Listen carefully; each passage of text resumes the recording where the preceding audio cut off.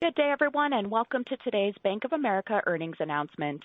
At this time, all participants are in a listen-only mode. Later, you will have the opportunity to ask questions during the question and answer session. Please note this call may be recorded. I will be standing by if you should need any assistance. It is now my pleasure to turn today's conference over to Lee McEntire. Please go ahead. Thank you, Catherine. Good morning. Thank you for joining the call to review our third quarter results. Hopefully you've all had a chance to review the earnings release documents. As usual, they're available, including the earnings presentation that Brian and Paul will be referring to during the call. They're available on the investor relations website of bankofamerica.com. So I'm going to first turn the call over to our CEO, Brian Moynihan, for some opening comments, and then Paul D'Onofrio, our CFO, will cover the details of the quarter. Before I turn the call over to Brian and Paul, let me just remind you that we may make forward-looking statements, and I would ask you to refer to non-GAAP financial measures during the call regarding various elements of the financial results. Forward-looking statements that we make are based on management's current expectations and assumptions, and they're subject to risks and uncertainties. Factors that may cause the actual results to materially differ from expectations are detailed in our earnings materials and the SEC filings available also on our website. Information about the non-GAAP financial measures, including reconciliations to U.S. GAAP, can also be found in our earnings materials, and those are available on our website. So with that, let me turn it over to Brian. It's all yours. Thank you, Lee, and good morning to all, and thank you for joining us. This quarter, the economy continued to make solid progress, and our clients continued to perform well, having adjusted to the operating environment. Many companies are making healthy profits, and our research team expects another strong quarter of profits by American businesses. We reported $7.7 billion in net income, or 85 cents per diluted share in the third quarter, up significantly from the year-ago period. We've now earned over $25 billion through the first 9 months of the year. This quarter's strong results include some themes I want to highlight ahead of Paul going through the details on the quarter. So prior to the pandemic, Bank of America was growing and creating operating leverage quarter after quarter after quarter. As I said last quarter, the pre-pandemic organic growth machine has kicked back in. You see that this quarter, and it is evident across all our lines of businesses. In addition, this quarter we saw the return of operating leverage. We also saw another quarter of solid loan growth. The good news is that the nature of this growth has broadened in the third quarter, even as commercial banking utilization rates have improved somewhat. NII has improved significantly, reflecting the many quarters of growth in deposits and now loans. It also reflects the steady management of the interest rate risk and deployment of cash from our core deposit growth. At the same time, we still have a high level of asset sensitivity. We invest in our core deposits, and that supported stability in NII over the last year as rates and loans declined. What that did is bridge us to where we are now. This quarter, where growth in loans and other factors have led to an improvement in NII and in NIM. Strong free growth has complemented that NII improvement. And with expenses moving sharply lower, we saw a notable return of operating leverage. Year over year, our revenues were up 12%, and the expenses were flat. Our efficiency ratios improved to 63%. As I've done in the past, I wanted to spend a moment on what we see in our consumer data. Let me hit a few slides, beginning first on slide 3. The improvement in the vaccination and hospitalizations, all the things you know about, have seen the U.S. economy continue its reopening trajectory, following a modest slowdown from the surge in cases caused by the Delta variant. Where there's been some discussion around the slowdown, I would just note that the U.S. economy is now as large as it was in the pre-pandemic. Our own research team, not being in transit at all, expects the U.S. economy to grow 5.5% plus this year and 5.2% next year. These growth rates are more than twice the growth rates that that occurred in the pre-pandemic decade or longer. Unemployment rates continue to fall back to pre-pandemic levels. While the U.S. still has issues around labor supply and supply chains of materials, the economy is moving along. Looking at our own customer base and consumer spending, I'd offer you a few insights. Third quarter total Bank of America consumer spending, you can see it on the lower left-hand part of the slide. Payments were robust. They reached $937 billion, up 23% over 2019 for the quarter, and a similar percent of growth over 2020. September was the best month of the year, and we've seen that spending rates continue through the first part of October. Combined spend on debit and credit cards, which is a subset of this total, about 20-odd% of it, in that at retailers and services remain strong. In third quarter 21, we continue to see spending shift toward travel and in-person entertainment, as well as fuel driven by both increased use and higher fuel prices. Year to date, as you can see in the chart, our total payments of $2.8 trillion by our consumers are 22% ahead of the 2019 levels. In the chart on the right, you can see how fast the growth rate has occurred this year, and that's another economic signpost of the steady recovery. Now, as we turn to loan growth on side 4, you can see this chart that we've been presenting to you for the last several quarters. Why do we show you this? We wanted to show you that as we hit the bottom, the inflection point, and what happened a couple of quarters ago. And this chart gives you a sense of the daily progression across those quarters. As you can see, every loan category has seen improvement. And if I showed you this by our lines of business, you would see similar progress across each one of them. Overall, ending loans, excluding PPP loans, which are in the forgiveness process, as you well know. Overall, those loans increased $16 billion linked quarter. And if you look at the commercial portfolio, they grew $11 billion quarter over quarter. Compared to growth in Q2, growth this quarter was broad-based across global banking and global markets in the commercial space. C&I growth was driven in part by improved calling efforts from commercial relationship managers that we deployed across the world, including in addition to a growing demand for credit. As you might note, we've invested in hundreds of relationship managers in our commercial lines of business, and those investments are now bearing fruit. Loans with our wealth management clients continue to grow this quarter as these customers borrow for the reasons they borrow, for liquidity and asset purchases and other things. Interesting, in our small business area, we're seeing the business stabilize and start to grow. One of the areas is our practice solutions group. What that group does is lends to medical, dental, and veterinary practices. They've continued to see momentum and are on the pace of the best year they've ever had. Now, turning to consumer loans, the American consumer continues to borrow from Bank of America. Card loans grew 7% annualized from quarter 2 levels with increased spending, but as you well know, repayment rates trends remain high. All products in the consumer side except the home equity balances had higher balances for the quarter. The decline in home equity balance is understandable given the prepayments in mortgage loans, et cetera. But still, we saw $1.5 billion in originations this quarter, up more than 50% from last year's third quarter. Now, I'll turn your attention to slide and appendix, not to cover it now, but you should take a look there, and you'll see the true loan lending business on the bottom left-hand side of that slide. And you'll see without the volatile PPP in and out that's occurred because of the program design. The loans this year in those lines of business are basically within 1% of where they were last year, and we can grow out from here. Moving to slide 5, we want to show the continued reemerge of the pre-pandemic growth machine of Bank of America. We give you a few highlights. On the deposit side, we grew net consumer checking accounts, which is the primary transaction account for our consumers, 93% being primary, for the 11th consecutive quarter. This drove the continued growth in deposits and our leadership position in U.S. retail deposit market share, reaching $1 trillion of deposits in our consumer segment alone. On credit cards, we crossed back over 1 million new card production. That's the same level as we were pre-pandemic. New investment accounts have increased 9% during the pandemic. Digital progress has occurred across every business, and you'll see that in Paul's slides later.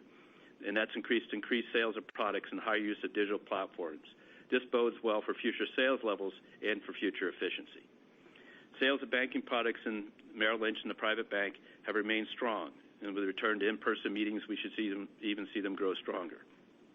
We have seen year-to-date assets under management flows grow and nearly tripled compared to year-to-date 19. In markets and banking, we had near record quarters of both investment banking and equity trading revenue. So these are just a few examples of the customer growth we are seeing. A point or two on capital. This quarter's level of profits, coupled with our excess capital, allowed us not only to pay higher dividends to shareholders, but also to buy back $10 billion in shares. In total, we returned $12 billion to our shareholders through these actions, proving that we can support our customers in a growing economy, support our teammates with great pay and benefits, and support our communities, as I'll describe in a minute, but above all, and return capital to you, our shareholders, and drive good returns for you. Going to slide 6. With regard to how our teams are delivering more broadly in our communities, we gave you in slide 6 an update on our $1.25 billion commitment. To date, we have directly funded nearly $400 million, about one-third of that commitment. This includes $36 million completed in equity investments in MDIs and CDFIs, $300 million in equity investment commitments to minority-focused funds to support minority and women entrepreneurs and businesses, and $70 million of directed at philanthropic giving directed at the priorities shown on the slide, in addition to the amount we usually give on a yearly basis. Now, it's worth noting that in addition to the equity investments, we have $2.1 billion in deposits in CDFIs and MDIs, the largest in the U.S. Doing that. If you go to the next slide, slide 7, this is what we're doing with our customers to help them live their financial lives even better. It highlights the products and services targeting the financial well-being of our retail clients, particularly in the low to moderate income areas we serve. This includes our commitment to our Pathways program, where we hire teammates from our local communities to serve our communities and be successful in our company as a company of opportunity for them. We recently re-upped to hire another 10,000 teammates from our communities over the next 5 years. That's because we completed the first 10,000 a year early. The unified ways in which our teammates in local markets do a spectacular job of approaching both banking from a global scale and both banking from a local community is unique and delivers every day for us. It's been a great job by our team this quarter, and I want to thank them. Now I'm going to turn it over to Paul, but as you know, Paul has been our CFO since 2015, has done a spectacular job with our company. He's going off to help us do some interesting things in the company, and I just want to congratulate and thank Paul for his support, and now I'll turn it over him to take you through his last earnings call. Paul? Thanks, Brian. Hello, everyone. I will start on slide 8 by adding a couple of comments on revenue and returns. On a year-over-year basis, revenue rose 12%. The improvement was driven by a nearly $1 billion increase in NII and a nearly $1.5 billion increase in non-interest income. By the way, every business segment produced year-over-year improvement in non-interest income. Expenses declined from Q2 and were flat with Q3 20, despite the year-over-year improvement in revenue and related cost. Solid revenue growth while holding expenses flat created 1,200 basis points of operating leverage and resulted in $8.3 billion of pre-tax, pre-provision income, up 40% year-over-year.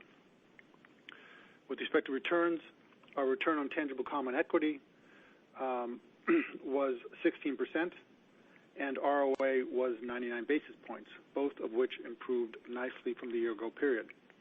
Moving to slide 9, the balance sheet expanded modestly versus Q2 to a little more than $3 trillion. After funding $9 billion of loan growth, deposit growth of $56 billion generated excess liquidity that was placed in a mixture of securities and cash. Our liquidity portfolio grew to $1.1 trillion, or one-third of the balance sheet. Shareholders' equity declined $4.7 billion from Q2 as capital distributions outpaced earnings this quarter. With respect to regulatory ratios, CET1 under standardized approach was 11.1, 40 basis points lower than Q2, driven primarily by a reduction in excess capital through share repurchases and, to a lesser degree, higher RWA as a result of commercial lending growth. The ratio is 160 basis points above our minimum requirement of 9.5%, which translates into a $26 billion capital cushion. Given our deposit growth, our supplementary leverage ratio declined to 5.6% versus a minimum requirement of 5%, which leaves plenty of capacity for balance sheet growth. Our TLAC ratio remained comfortably above our requirements.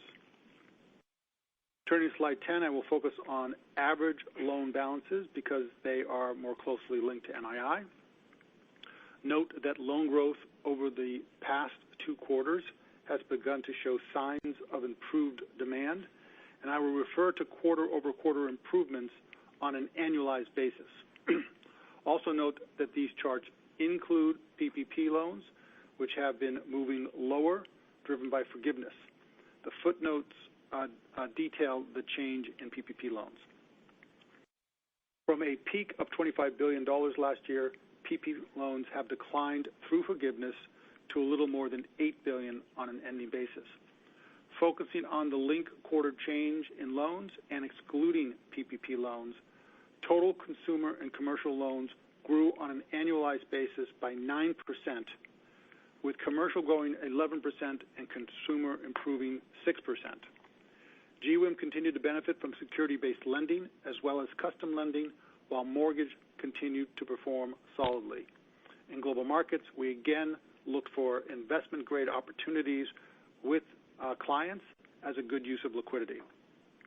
In global banking, we saw utilization move past stabilization this quarter, but utilization rates are still 700 basis points lower than 2019, representing a $30 billion gap from current loan levels.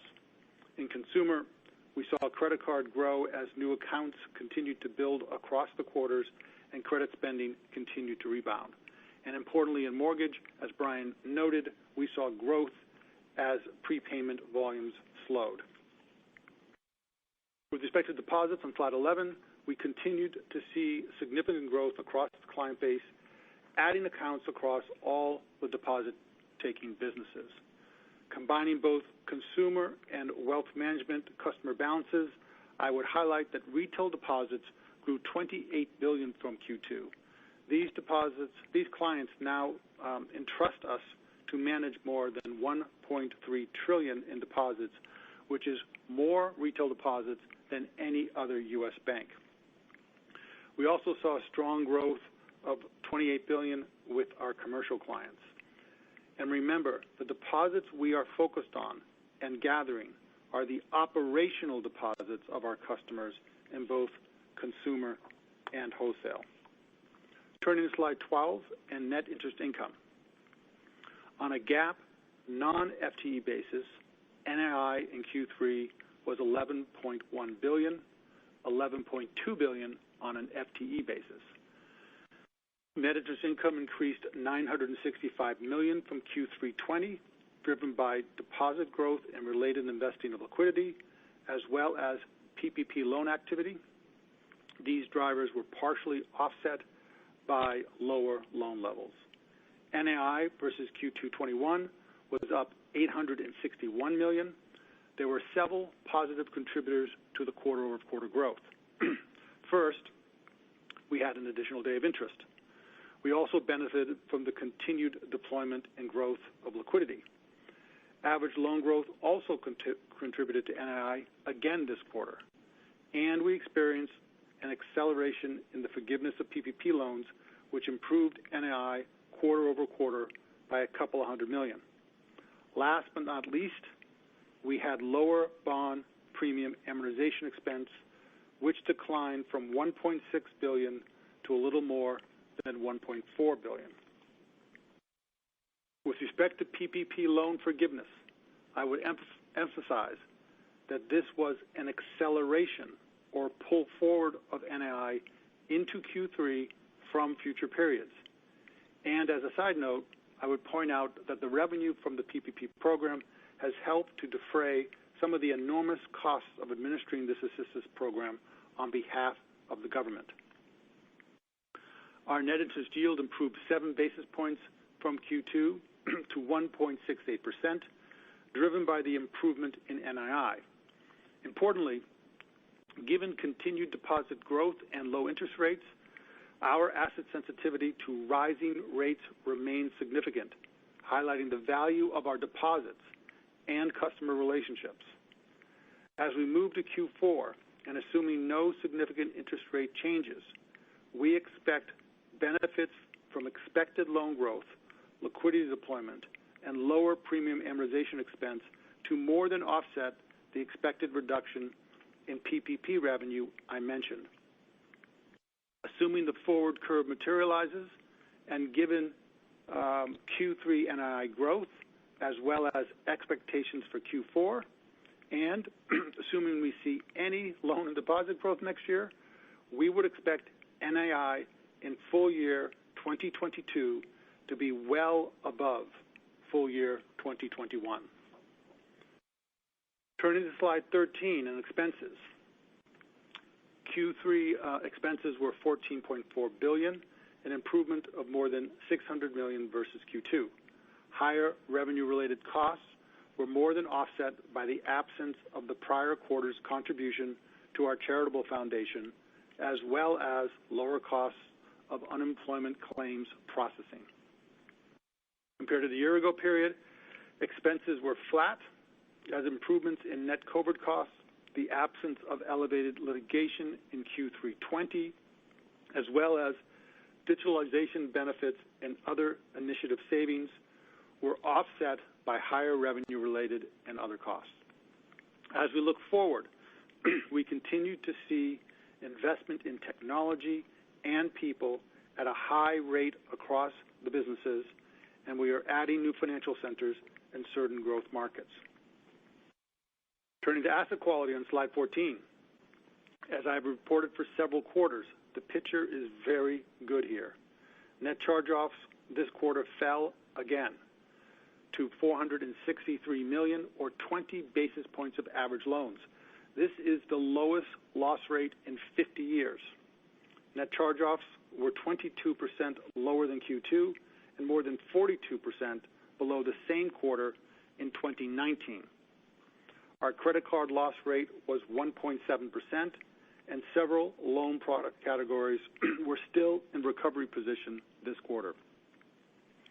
Provision was a $624 million net benefit, driven primarily by asset quality improvement as delinquencies and reservable criticized commercial loans continued to move lower. We had a reserve release of $1.1 billion, split roughly 80% in commercial and 20% in consumer. Our allowance as the percentage of loans and leases ended the quarter at 1.43%, which is still well above the level following our day one adoption of CECL, especially considering the mix of loans today versus then. To the extent the macroeconomic environment and asset quality improves further and remaining uncertainties dissipate, we expect our reserve levels could move lower. On slide 15, we show the credit quality metrics for both our consumer and commercial portfolios. The only point I would make here is just to note the continued low level of late-stage delinquency loans, which drives expectation that card losses could decline yet again in Q4 before leveling off. Turning to the business segments, and starting with consumer on slide 16. Before I touch on the financials, I want to highlight what a great job this team has done in turning this business around since the pandemic. All our businesses, consumer banking was the most heavily impacted by the pandemic, which at its worst drove quarterly profits to a very narrow level before rebounding. We incurred heavy costs to protect the health of our associates and customers, and we added contractors and other resources to support the government and our own customer assistance programs. We added billions to credit reserves, depressing profits as worries mounted with respect to potential credit losses. Net interest income declined as interest rates fell quickly and significantly.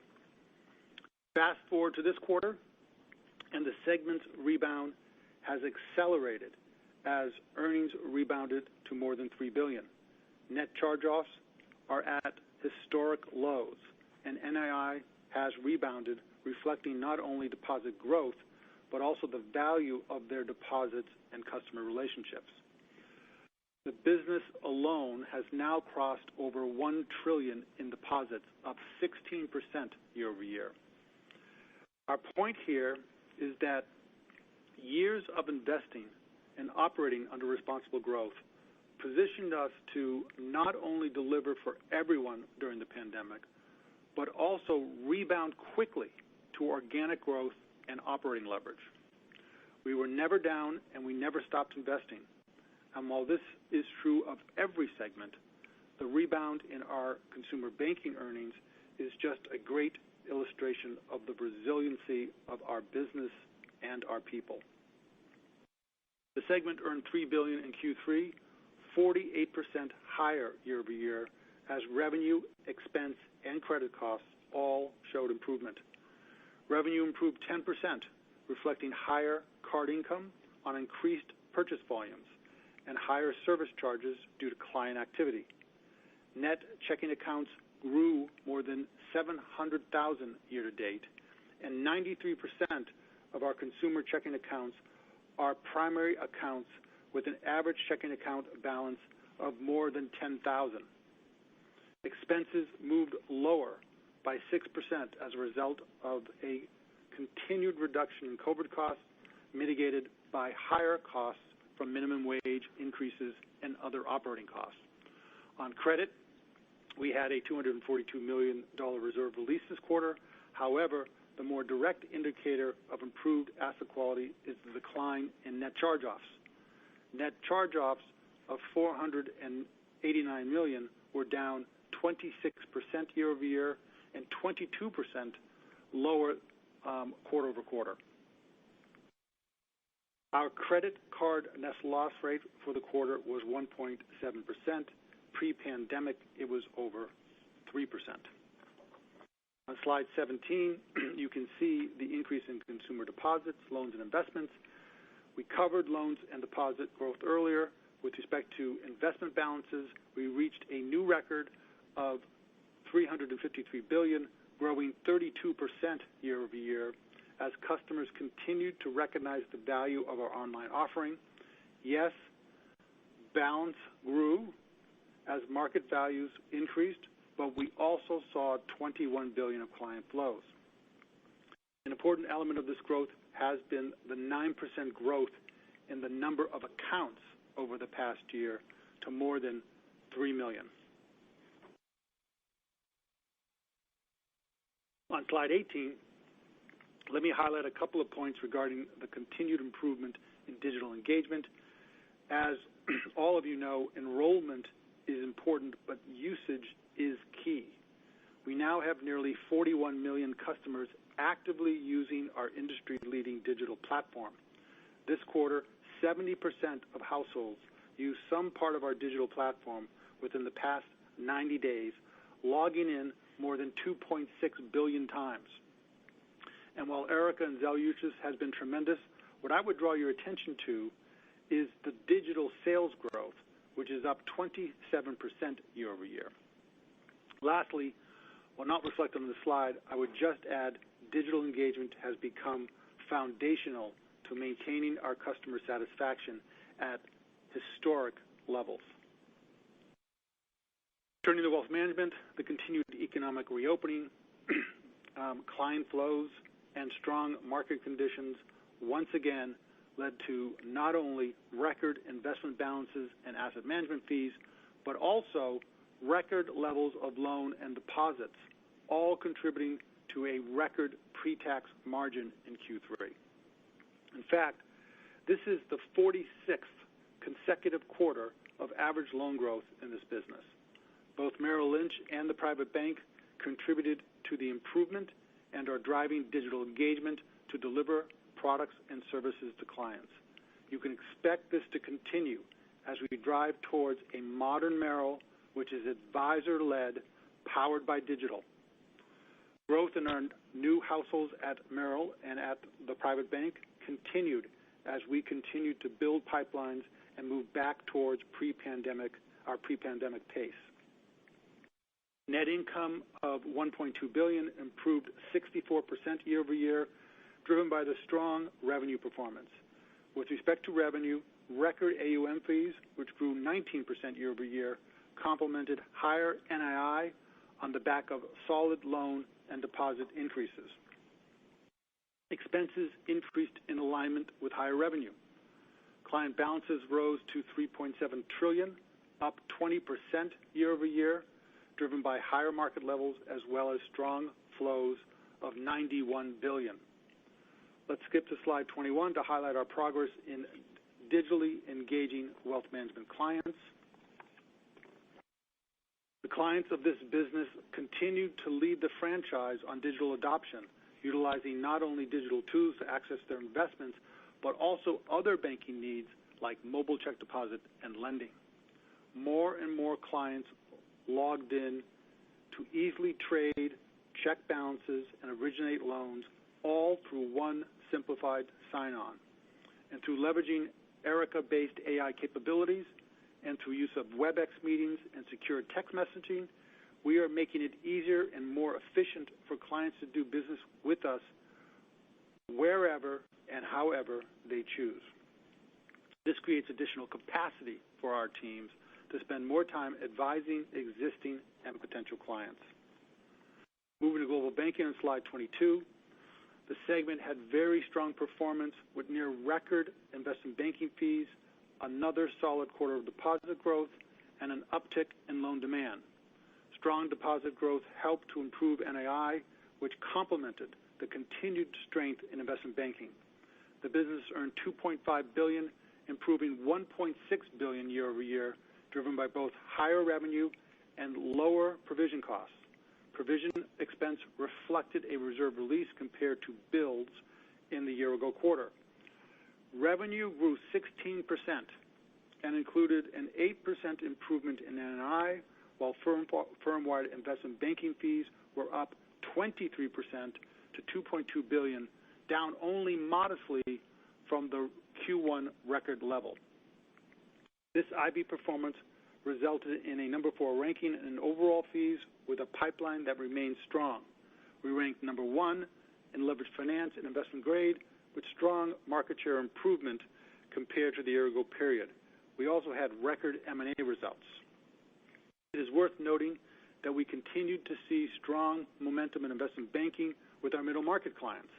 As many of you know, we have been investing in our investment banking capabilities with middle market clients for a few years now. Over that time, we have executed transactions for nearly 300 first-time IB clients, and we now have investment bankers in 23 cities across the U.S. Non-interest expense increased 7% year over year, primarily reflecting higher revenue-related costs and continued investment in the franchise. We've already covered much of the balance sheet on slide 23, so let's skip to digital trends on 24. Digital investments, strategies, and tactics are an enterprise effort, with learnings in one segment benefiting another. That has been particularly true in global banking, and as we continue to invest, we continue our investments in digital solutions, our client adoption and usage continues to grow.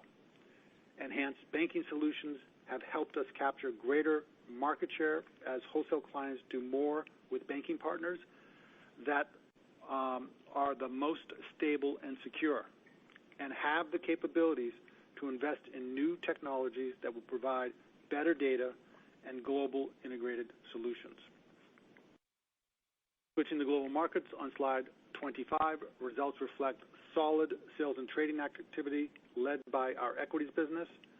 As I usually do, I will talk about the segment results excluding DVA. This quarter, net DVA was a modest loss, but the year-ago quarter had a higher $116 million loss. Global markets produced $941 million in earnings, on par with the year-ago quarter. Focusing on year-over-year, revenue was up 3%, driven by sales and trading. Sales and trading contributed $3.6 billion to total revenue, improving 9% year-over-year. FICC declined 5%, while equities improved 33%, recording one of its strongest performances ever.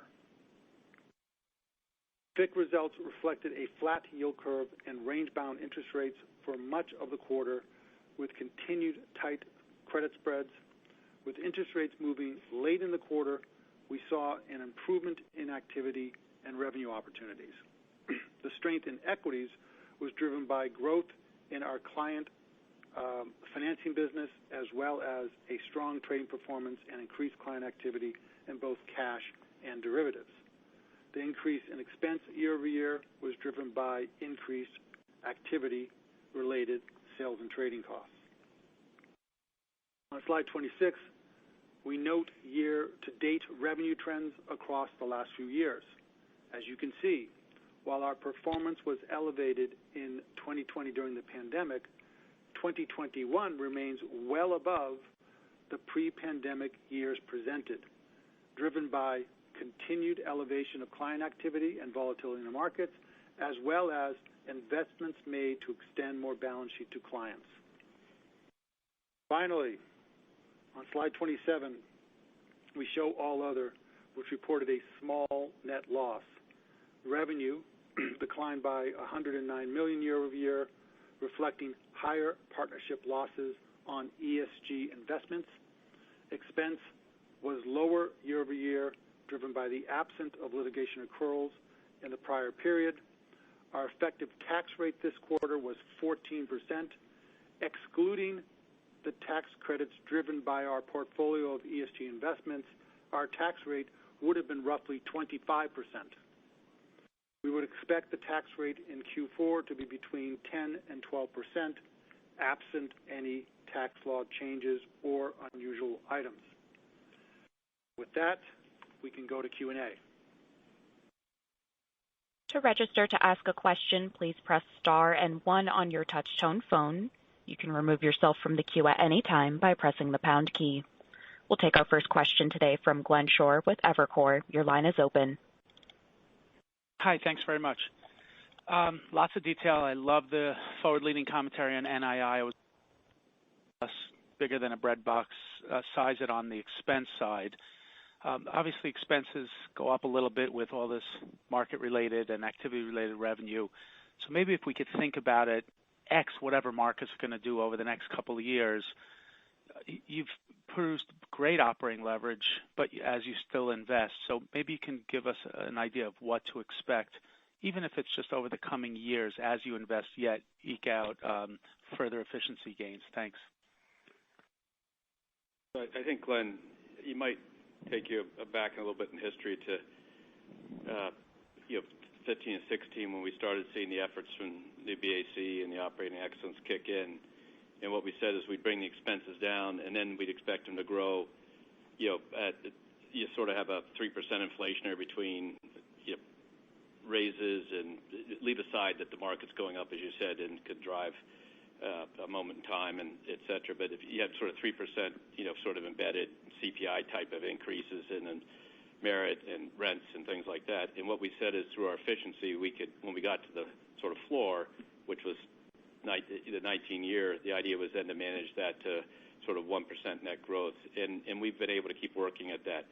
With the PPP and with the COVID-related costs and stuff, it's kind of threw it all around for the last 12 months. But you'll see that start to emerge, come out the other side. So the idea would be to grow revenues faster than the economy and grow expenses at a rate of net 1%, maybe 2% if the revenue growth is stronger. And that's the operating model. And you saw that come on quarter after quarter of operating leverage, I think for basically 3 years plus 14 quarters or something like that. And the pandemic pushed that around. And as we stabilize after the pandemic a couple of quarters ago, you're seeing it come back through the system. That's great. So it sounds like no change and still operating efficiency. Cool. Brian, while we have you, I think there was like a 7-page press release announcing all the leadership changes.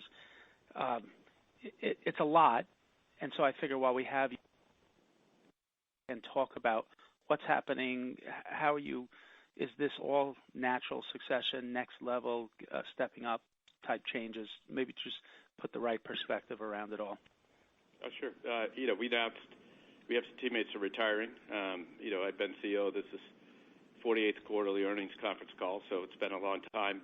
And I would rather never have to have senior leaders move but they have a choice in life, and when they retire, we have to adjust to it. But what we tried to accomplish, if you go back to last summer, we put a lot of senior executives onto the management team. What has happened now with Ann's retirement, Tom's retirement, and Andrew's retirement is those executives now are reporting directly to me, and that's really the effort. So we're a younger, more diverse, 3 women running the 8 lines of business, same philosophy of how we run the company, and now with a group of people who have 5 to 10 years ahead of them. And then we have 2 international colleagues on the management team for the first time, and Bernie and Kathy. Kathy is needed to help us in the European context as Brexit came through. It's different, and so she's going to go help us in that and be a great help to us. Bernie has international does a great job for us. But the idea was to elevate people who, and also focus on people who are thinking 10 years out as opposed to 1 or 2 in retirement. And so that's really the genesis of it. People retire, and we make reactions. And Tom and Ann and Andrew have been tremendous teammates. But the best thing they did for us is develop a bench behind them that is extremely strong, that can step into the jobs. And frankly, we're running a lot of the businesses over the last few years we all spent more time on driving our brand in the market and other things that were more company level. Thank you, Brian. Thank you. Our next question comes from Matthew O'Connor with Deutsche Bank. Your line is open. Good morning. I was hoping to circle back on the net interest income commentary, which was clearly positive overall, but I think you've been talking about 4Q net interest income to be up $1 billion versus the first quarter level on prior calls, and I think the guidance implies maybe similar to even better than that, and was just hoping to get a little bit more of a pointed kind of update for 4Q net II. Sure. So relative to Q3, we'll have less NII from PPP Loan Forgiveness. However, we think we should be able to overcome this decline and produce modest growth in NII in Q4 through a combination of loan growth, liquidity deployment, and modestly lower premium amortization expense. Okay, which I think does get you, I guess, to that up $1 billion versus the 10.3. Yeah, modestly would imply that. Matt, we tend to tell you what we could do, and we do it, so that's how we run the company, so yes. Understood. Okay. And then separately on the expense question, you talked about kind of 1% to 2% growth long term, but as we think about next year, you obviously had some kind of COVID and I think some one-time costs in the first quarter. How would you help frame 22 costs versus 21? Thank you. Sure. The way I would think about 22, we're not going to provide specific guidance, but, as a quarterly base for 2022, just start with our rough estimate of Q3 or Q4 here. Q4 should be flattish to potentially modestly lower than Q3. So just start with that as a base and add to that the seasonal higher payroll tax in the first quarter, which is roughly $350 million.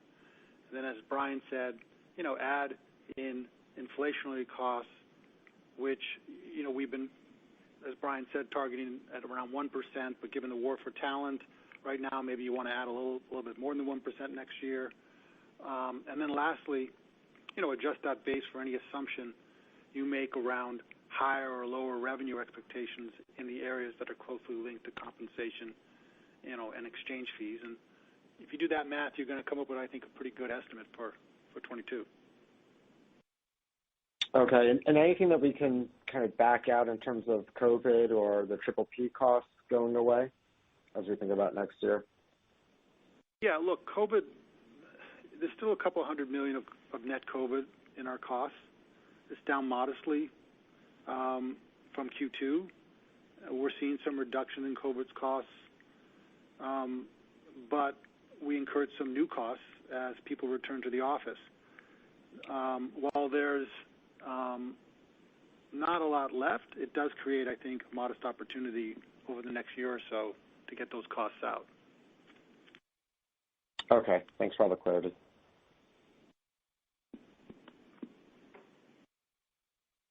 Our next question comes from Mike Mayo with Wells Fargo. Your line is open. Hi. My question relates to tech. I'll do the front office and the back office. The front office, you have the slide number 5. So net new consumer checking accounts up by half over the last 2 years. How much of that is directly or indirectly related to digital banking? And then my back office question, which we don't really see, is what are you doing as it relates to the cloud, your relationship with IBM? What sort of efficiencies do you think you can get? I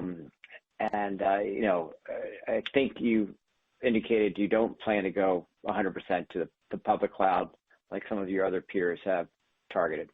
So if you could elaborate on your tech strategy. Thanks. So, Mike, on the first, the production of net new checking accounts, and remember, Mike, this is not, you've been around us a long time, and these are core checking accounts. The primary keeps going up. It actually went from 92 to 93% over last year, a primary account. So the production hit this quarter was, I think, a 10-year high in terms of net accounts. And that's coming both from the digital is 50% of sales, round numbers, and we now have, to your point, over the last 3 years, developed full digital execution in terms of account opening for core accounts, in terms of auto purchases, in terms of mortgage origination, et cetera, which now allows a fully digital practice to take place. Half the sales are digital. The good news, honestly, is that as the branches reopened over the last, and people, the visits went up, you saw the count sold rise because it takes both high touch and high tech to be successful. So the percentage in sales of digital came down, but that's because overall sales jumped up, and obviously they're more branch dominated. But you got it exactly right. We think that is a more efficient method of accumulating customers. We think we have about 17% market share in the Gen Z area that is heavily digitally originated. A lot of college, a lot of other things going on. But the key is to realize the net balances per account have gone from 7,000 to 10,000 over the last couple of years. So you're seeing a bigger and bigger core position. When you go with, and that's one thing to keep in mind, is when we give you our 40 million digital customers, these customers are core customers with big balances. So Merrill Edge, for example, I think we're up to 70,000 or something average balance per account, not 3,000 or 4,000. But anyway, just on the cloud is a complex question. So as you're well aware, over the last 8-10 years, Kathy and the team led an effort to internalize our cloud, which made us a lot more efficient. And so we run a percentage of our business outside due to certain executions and things like that.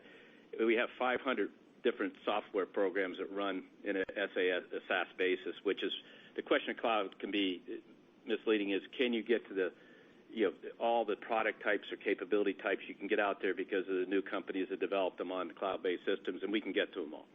The IBM is an effort to internalize a cloud that we can use in the financial service industry, and IBM's working on that. But these things, have to be done carefully for purposes of security and trust and understanding our businesses. And so far, we've come to the judgment that we're continuing to internalize and saving a lot of money, and we continue to add modest amounts to the cloud. But importantly, there's no restraint on our ability to tap innovation or ingenuity based on whether it's running internally or externally.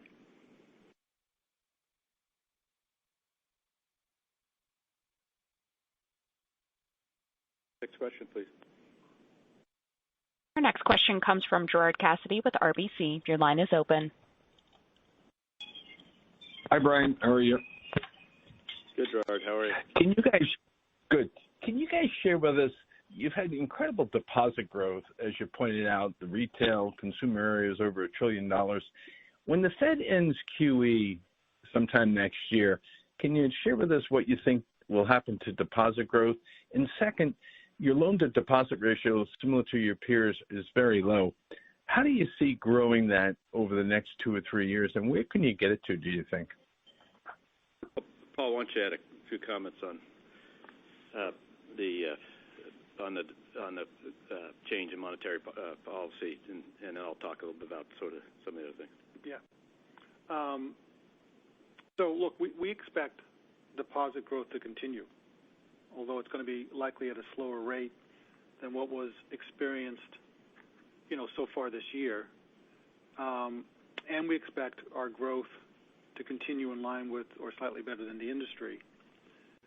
You got to remember that we're entering a phase of tapering. Tapering is still QE, so deposits are really not likely to decline until, many quarters. If you look back at historical data after QE ends, if they ever do, because as the economy expands, the multiplier effect, we could see growth in deposits even though, money supply is coming down. So we'll just have to wait and see. But what we do know is, as QE starts, it's still going to be stimulative from a deposit standpoint. And then, as I said, if deposits do decline, it'll probably be many quarters, a couple of years maybe, after QE ends. George, just a couple things.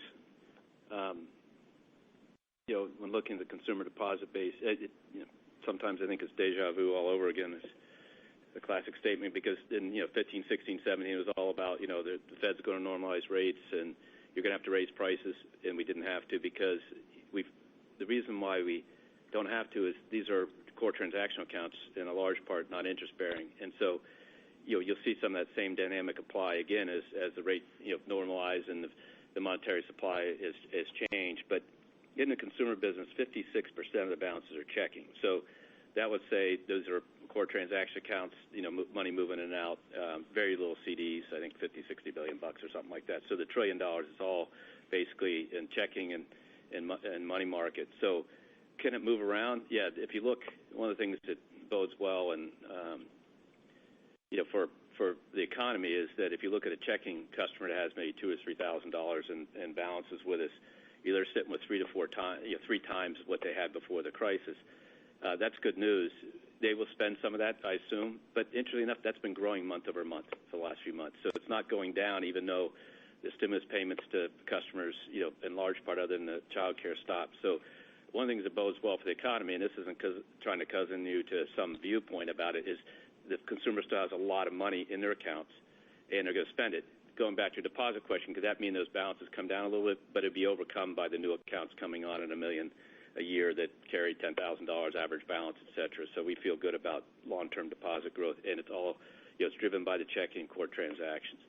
Loan-to-deposit ratio, it's our customers driving it. So when the usage by the auto dealer lines is down to 25% of what it was because the inventory is being down, of course they want to borrow, we want to lend to them because that means they have the inventory to sell to the consumer. So this is a customer-driven business, and so $900 billion odd of loans against $2 trillion of deposits is largely driven by the customer activity. The good news is you can see in those charts that I call the smile charts on the loan growth page there that the other half of the smile is coming up, meaning that the customers are starting to draw on credit and use it, and that'll bode well for the customer growing their businesses and stuff, but importantly, thinking about just the economy generally. One of the things I'll remind you of, Gerard, is we break out consumer and GWIM, and a lot of people talk about retail deposits. That is $1.4 trillion, $1.3 trillion when you combine them together. So it is a big machine, and it's all transactional, and we just don't think that moves as much on monetary supply questions as obviously the institutional side. Very good. Thank you. Our next question comes from Betsy Graseck with Morgan Stanley. Your line is open. Morning, Betsy. Hi, good morning. Hey, Brian, I wanted to ask, we've got a setup into 22 that looks pretty positive, especially when you think about the top-down GDP growth you were mentioning earlier. How are you leaning into that with regard to your footprint? Where do you see the biggest opportunity for share gain across your business platform? So I'd say there's a couple areas. One, as you're well aware, we've expanded the balance sheet in the markets business, and they're seeing the returns on that stronger in the equities business and good. And Jimmy DeMar and the team under Tom's leadership continue to do it, but stronger in the equities business. And that, so deploying balance sheet against that, recognizing the activity level, sustaining, et cetera. And then if you go in the lending business, it's customer selection. So we were out with those 100 extra relationship managers banging away at the world, getting more customers the hard way, and you're seeing net new customers in the business banking, small business segments and stuff growing.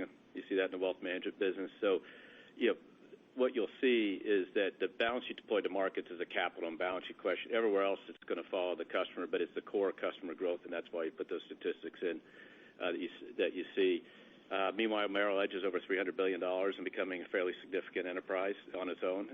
And you see some of these other aspects. So we feel good about it. And like you said, Candace and the team run a great research platform, and they basically are 5% plus this year and 5% next year, which sets up well. So is there an opportunity that's even larger outside the U.S.? I'm just thinking about your franchise outside the U.S. borders. Is that an engine of growth for you potentially here, relative to what you've been doing?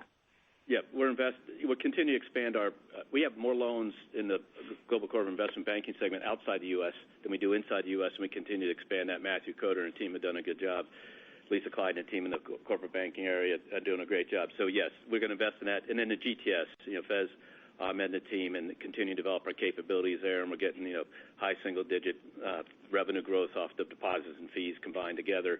And, we continue to invest at real-time payments, and it's just one thing after another. So we're doing that. But if the question is, are we going to change and go into the, consumer business or wealth management business outside the U.S., the opportunities in the consumer business are just, in the wealth management business in the U.S. are staggering to us. Think about we just opened our 15th branch in Indianapolis. You and I would have been talking 4 years ago, and I don't think we had any. Maybe it's 5.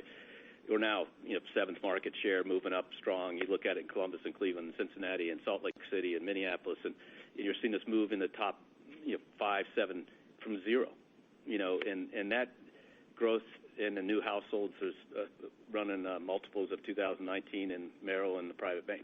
There's just so much opportunity to distract ourselves. Would be not the time to do it. We're in a war with the competition, and we're winning. Okay, and then just lastly, Paul, you were mentioning how you've got bigger than bread box on growth in NII as you look into next year, and you outlined the drivers. I'm just wondering, embedded in that is a forward curve. What about opportunity here for the forward curve to shift higher? When you're thinking about the increase in NII, if we had inflation come through stronger, rates rise sooner, would that be an opportunity for you to take even more duration than you've got in the book, or would you keep the securities duration where it is today? Look, we have a lot of excess liquidity right now, so there's always an opportunity to deploy some of that in the future. We're always balancing liquidity, capital, and earnings, and if rates rise, I think we probably would have to study whether we want to deploy some of that liquidity at higher rates. We've got our, interest rate sensitivity disclosure, which is probably the best way to talk about the opportunity if rates were to rise. It sits today because of our, liability insensitivity, the value of those deposits and customer relationships that Brian just talked about. That's sitting at $7.7 billion for a parallel shift. 70% of that's on the short end, so that gives you a sense of maybe the opportunity here as rates rise. Thanks. Our next question comes from Jim Mitchell with Seaport Research. Your line is open. Hey, good morning. Maybe just a question. One of your peers this morning talked about the impact of SA-CCR adoption. I think it disclosed that standardized RWAs could grow 7 to 10%. Is that a similar impact for you? Just trying to get a sense of how you think about the adoption of that. We already adopted SA-CCR, I think, and that was a benefit for us in markets. Oh, really? So, yeah, Lee can come back to you with the details. We were the first to adopt.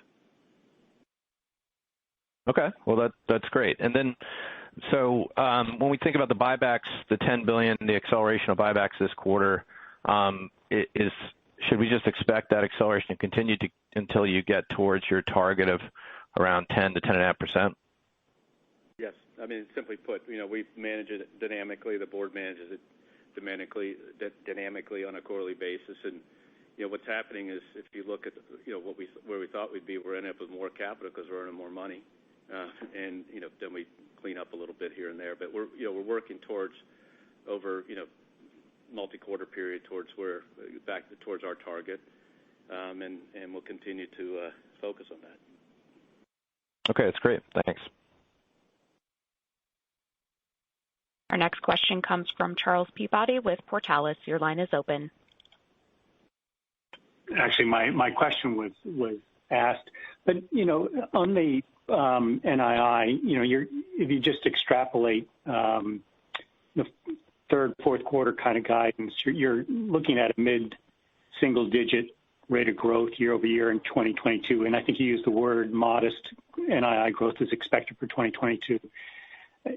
In that, what sort of yield curve or nominal rate environment are you assuming to get above or towards that level. Yeah, let me just correct, because I think either you didn't hear us right, or we said something wrong. But we're expecting modest NII growth from the third quarter to the fourth quarter. Oh, okay. Yeah, we gave some perspective in the initial comments that I made about 21 versus 22. We're not really providing specific guidance on 22, but let me just give you a couple of reminders and qualifiers that it's going to depend. NII is going to depend on loan and deposit growth, and we expect both of those, to continue to grow consistent with a growing economy. We also are expecting lower premium amortization expense over time, consistent with the path of forward rates. When all the guidance we ever give you is always dependent on the forward curve at that moment. So assuming the current forward curve, and given our expectations around improvement in NII in the second half of this year, we've already booked the third quarter. I've given you guidance on the fourth quarter. That one could expect, I think, robust improvement in NII comparing the full year 21 versus the full year 22. By the way, I want to correct one thing I said earlier. I mentioned that our asset sensitivity on 100 basis points rise, parallel shift to the curve, was 7.7. It's actually 7.2, so sorry for that. Yeah. But so on the interest rate structures, what I'm thinking about, and please help me here, there's a significant amount of liquidity on bank balance sheets that's being put, waiting to be put to work. And I'm wondering if that doesn't put somewhat of a cap on how much rates can rise. And then you're going to have some decline in Treasury issuance because of a declining budget deficit. And then you're still going to have QE at least through the first half of next year. So you've got, a lot of demand for a shrinking supply on the Treasury side. So that's why I'm curious what sort of rate structure, either nominal or curve-wise, you're anticipating going forward.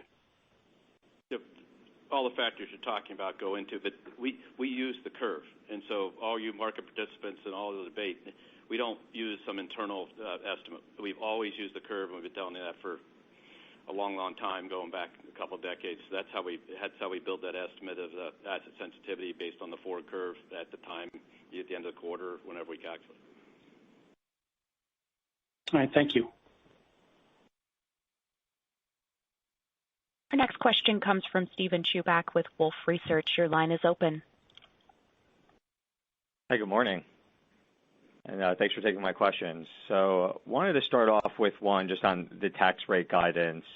And Paul, you've always provided at least helpful color on how to think about some of the potential fee income drag as well associated with those ESG-related investments, recognizing that the impacts are intended to be P&L neutral. I was hoping you could help size just how we should be thinking about the other income drag related to the guidance for 4Q, and whether you guys would consider a potential change to the accounting, just given all the noise and volatility that creates in the income statement. Yeah, look, we expect our ESG activities to increase over time, so as we go into 22 and 23. And as we've long talked about, the fourth quarter is generally the highest for that that pre-tax, for that loss that we book in other income for entering into these partnerships. I do think it's important to remind everybody, I know you know it, but I'll remind everybody that these partnership losses are booked in other income, but they're more than offset in the tax line. So as we grow these activities in the future, there will be a small headwind to revenue growth, but not to net income growth, given the tax benefits of these investments. As you think about modeling, everybody out there, we expect the fourth quarter loss to be, $800 million on the other income line from these tax investments, or even perhaps a little higher, reflecting, both the sort of typical seasonal increase in the fourth quarter in partnership investments, as well as there were a few deals in the third quarter that got delayed because of all the logistical stuff, and we think they're going to pop into the fourth quarter. Beyond that, putting the fourth quarter aside, a good modeling assumption for the the normal 3 quarters of 22, I would say, absent unusual items, it'll be a quarterly loss of kind of 400 to 500 for those ESG investments.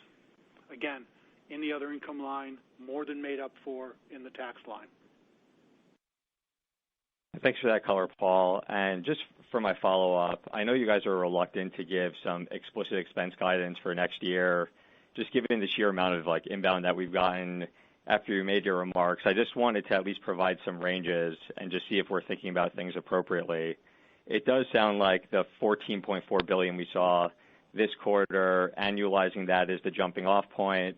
That gets us to 57.6.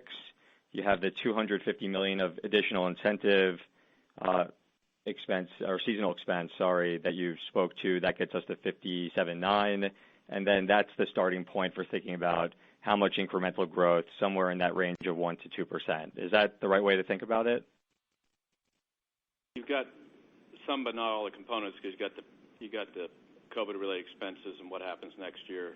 But I think the leading thing for everybody to focus on is you watch the head count, because at the end of the day, if you think about the expense base, it's dominated by people and the buildings and equipment they operate on, and positioning them for success.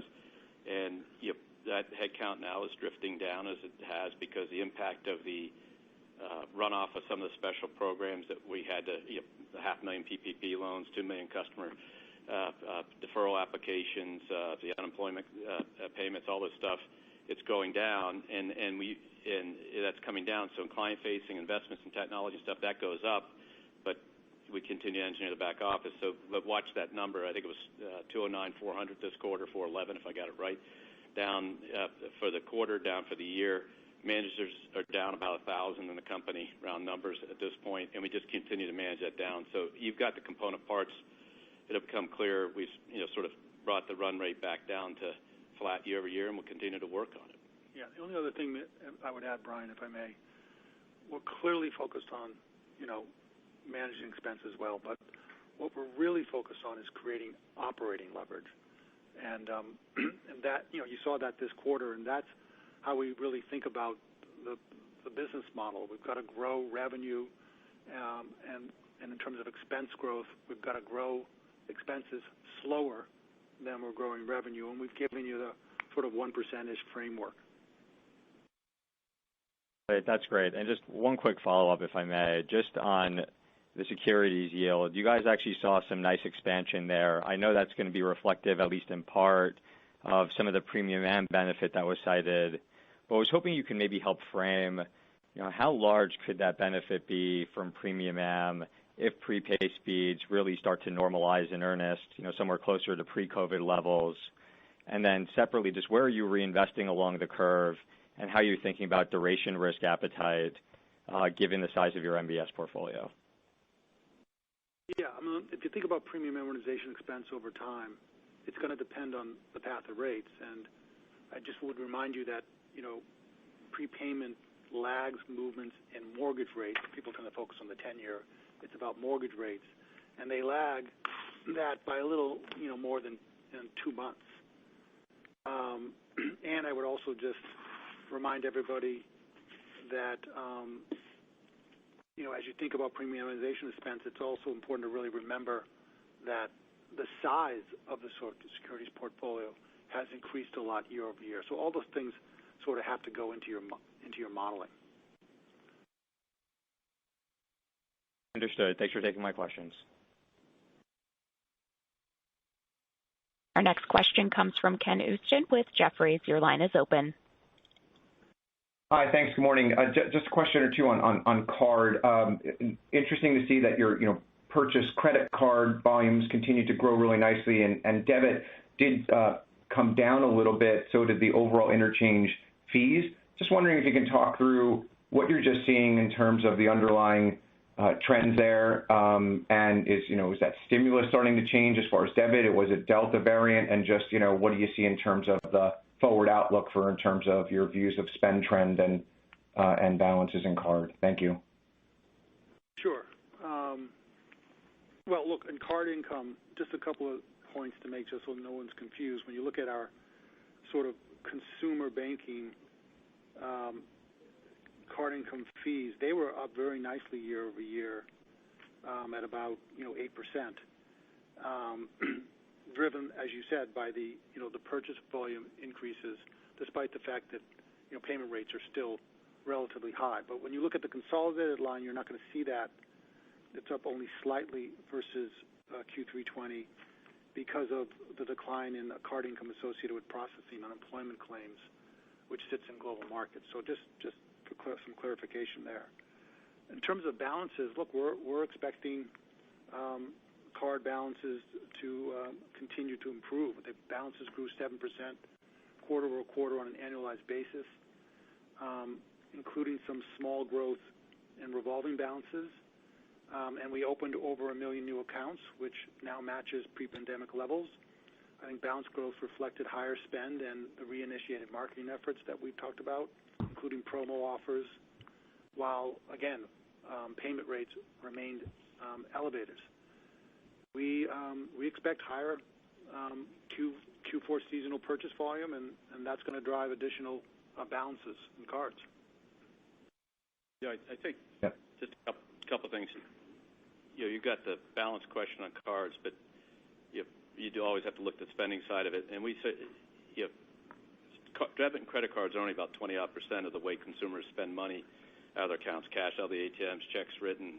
Zelle is taking off and becoming a meaningful amount of the payments. So, I think, but cards are an easy form of payment. We're already seeing tap cards, things at 12% of the spend, 12% of the penetration already. So, but the good news is, no matter how you cut it and how you look at it, there are two good messages. Card balances are growing, but there's still tremendous capacity for the consumers to borrow if they want to do things. The second thing is that the spending levels are growing at 10% growth rates in an economy in the U.S. which is led by the American consumer. That is a tremendous amount of spending that's going on, and it's accelerating. Even as the stimulus is in the rearview mirror by quite many months. So as people get back to work and higher wages and things, there's just more money to spend. So I think the focus on card as a spending vehicle versus a borrowing vehicle will be something we look at. But we like the business. We continue to generate 1 million new cards, as Paul talked about, and it will break down about who needs to borrow and what. And the asset quality is unbelievable. The NIM is as high as it's ever been, and that's a good business. Great. Thanks a lot, guys. Our final question comes from Chris Kotowski with Oppenheimer. Your line is open. Morning, Chris. Yeah, good morning, and thank you.